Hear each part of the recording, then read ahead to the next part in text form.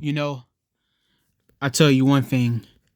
I've always, I feel like at least for the past couple years, at least like 7, 6 years, out of all things that gives me anxiety and stress at times, the only thing that brings me peace and resolution is being alone, comfortably alone at that. I've been alone. I used to be afraid of being alone when I was like younger. Of course, when you're a little kid, you don't want to be by yourself.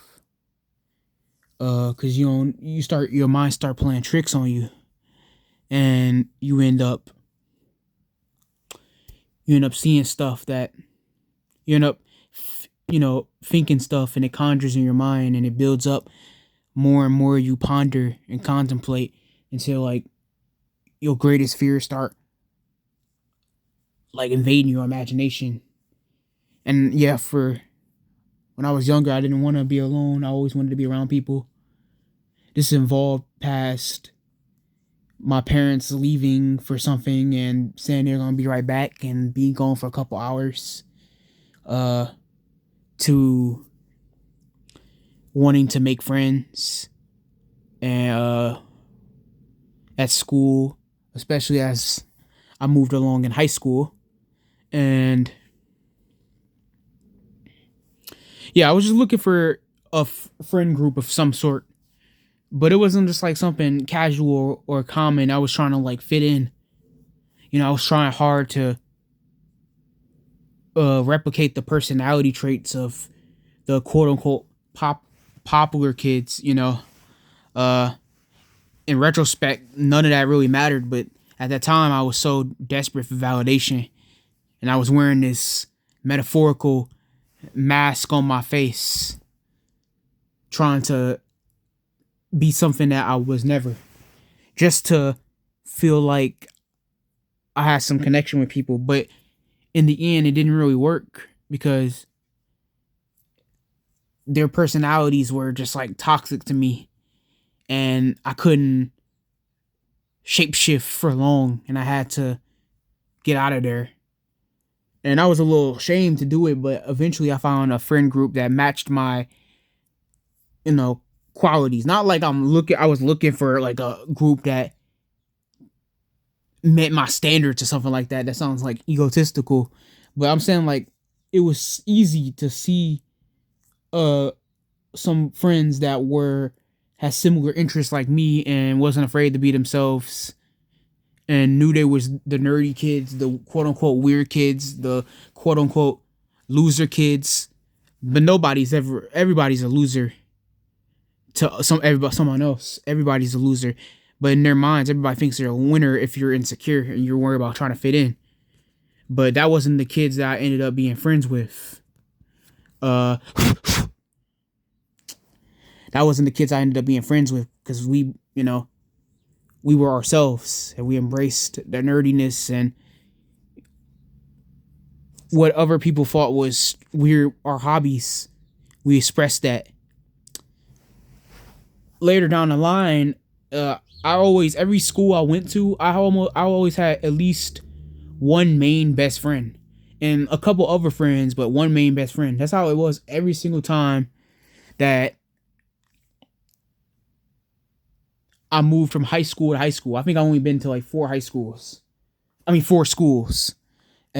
from there, I met people who, for some reason, I was able to connect with a friend who was literally similar like me, or had the same interest, whether it was like video games, comic books, anime, like YouTube stuff that was like called nerdy, let's play games, whatever.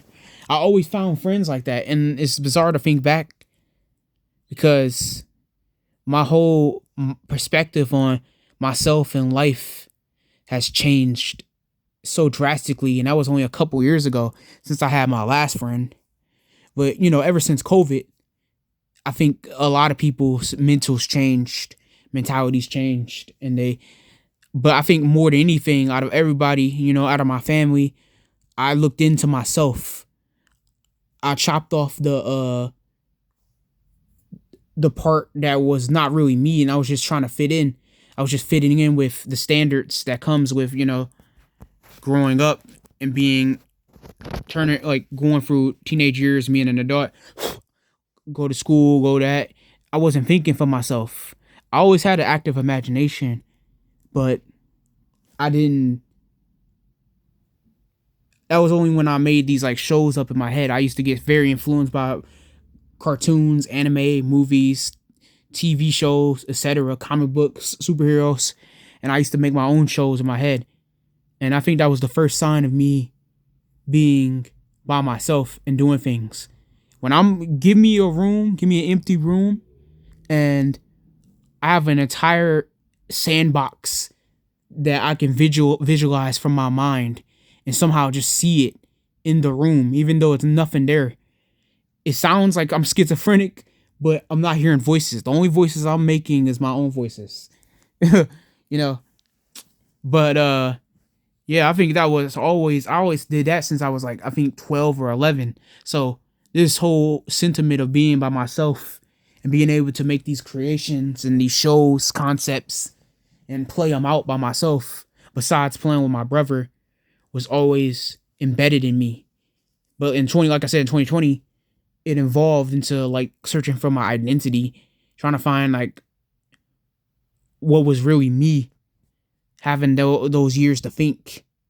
And I had even more years to think because, I didn't really go back to high school. I didn't really go back to school.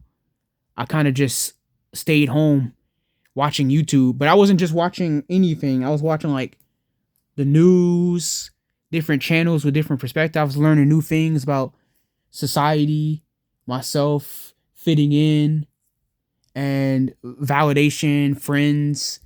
And I learned that I wasn't the only one who felt like the only person that I could stay with was myself, because friends eventually move on if you don't meet their criteria, and they can just end up dipping on you. So I've been really alone. Sometimes I'll talk to myself. It sounds crazy to other people. I get that, but to me, it was a form of therapy. And I went to therapy, but it didn't last long. Like every time I encountered a person, I couldn't even look at them or stare at them. I couldn't even like look in their eyes for more than a minute. And I always like talked, and I didn't want to mess up on my words. I was so afraid to make mistakes and make errors in front of them that I hindered myself and restricted myself. But now that I've gotten older, mentally, emotionally, I'm able to have a whole grasp of myself. I have like a strong self-confidence in a sense. Not to where I'm like the most extroverted person, but